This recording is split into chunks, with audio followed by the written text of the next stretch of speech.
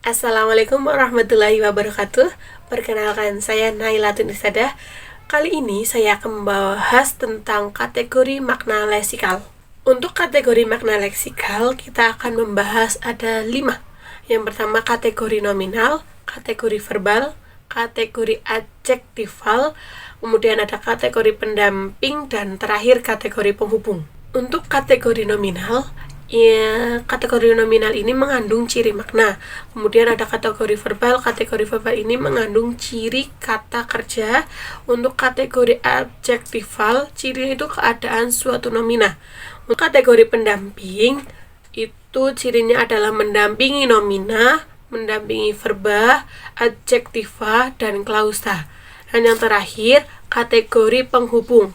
Ini bertugas untuk menghubungkan antara satu dan yang lainnya.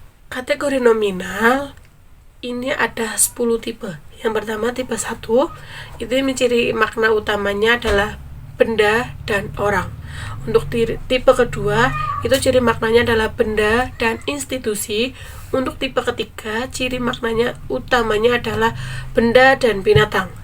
Untuk tipe keempat, ciri utamanya adalah benda dan tumbuhan. Sedangkan tipe kelima, ciri utamanya adalah benda dan buah-buahan. Untuk tipe keenam, ciri utamanya adalah benda dan bunga-bungaan. Untuk tipe ketujuh, ciri utamanya adalah benda dan peralatan. Untuk tipe kedelapan, ciri utamanya benda dan minuman makanan. Dan tipe ke-9, ciri utamanya adalah benda dan geografi. Dan untuk tipe yang terakhir, tipe 10, ciri utamanya adalah benda dan bahan baku. Selanjutnya, untuk kategori verbal ada 12 tipe. Tipe yang pertama, menyatakan verba tindakan, contohnya makan, minum, jemput. Sedangkan tipe yang kedua, menyatakan tindakan dan pengalaman, contohnya bilang, bicara, bujuk.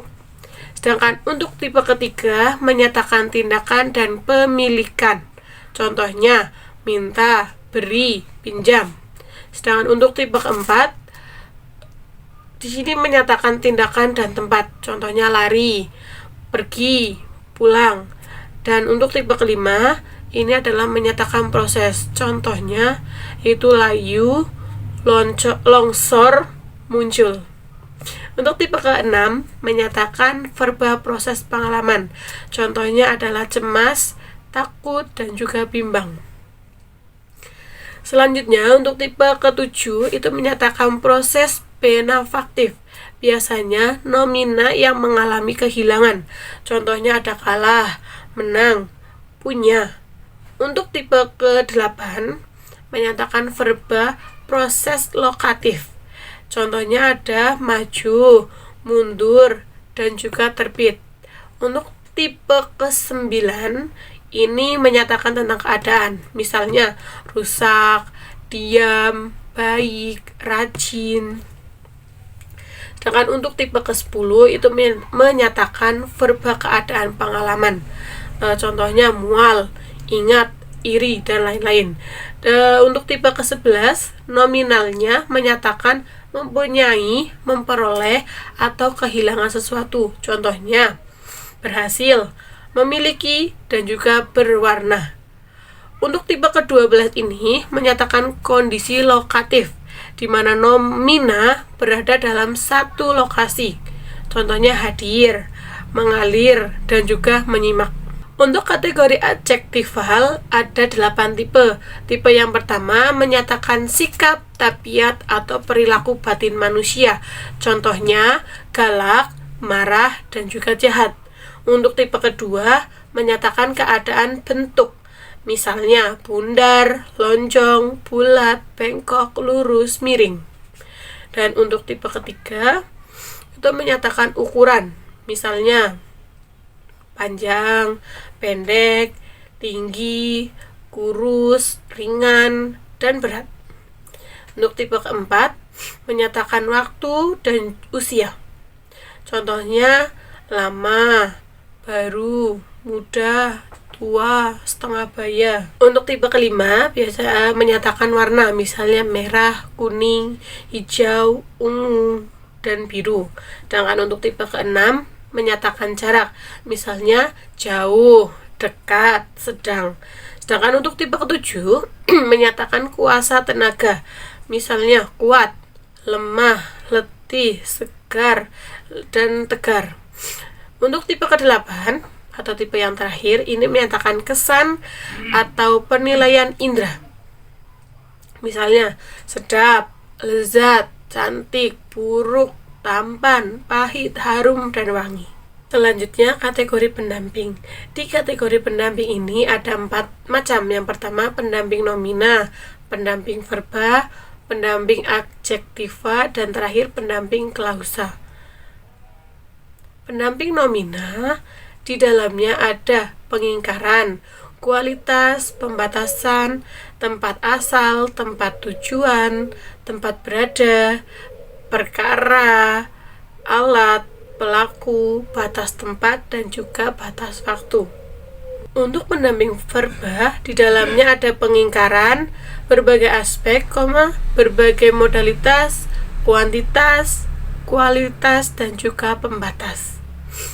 Sedangkan pendamping adjektiva, di situ hanya ada 2, yaitu pengingkaran dan juga kualitas. Untuk pendamping klausa ini memiliki posisi yang agak bebas, bisa ditempatkan di awal dan juga di akhir.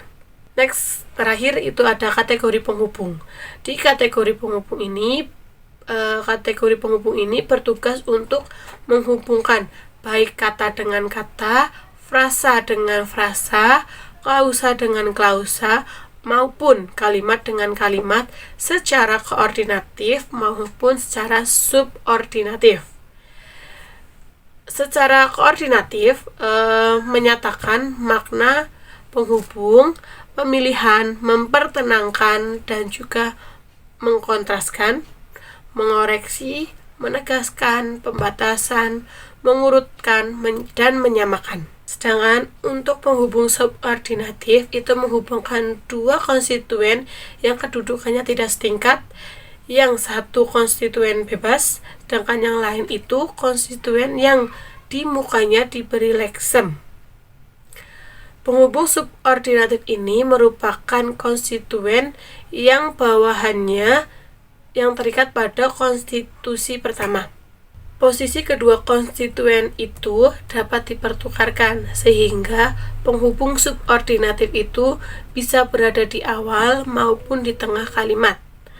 Untuk leksem subordinatif menyatakan makna penyebab, akibat, syarat, pengandaian, penegasan, perbandingan, tujuan, waktu, penjelasan, keadaan, atau cara. Ya, sekian yang dapat saya sampaikan. Apabila banyak kekurangannya atau kesalahan dalam tutur kata sehingga kurang berkenan, saya mohon maaf yang setulus-tulusnya.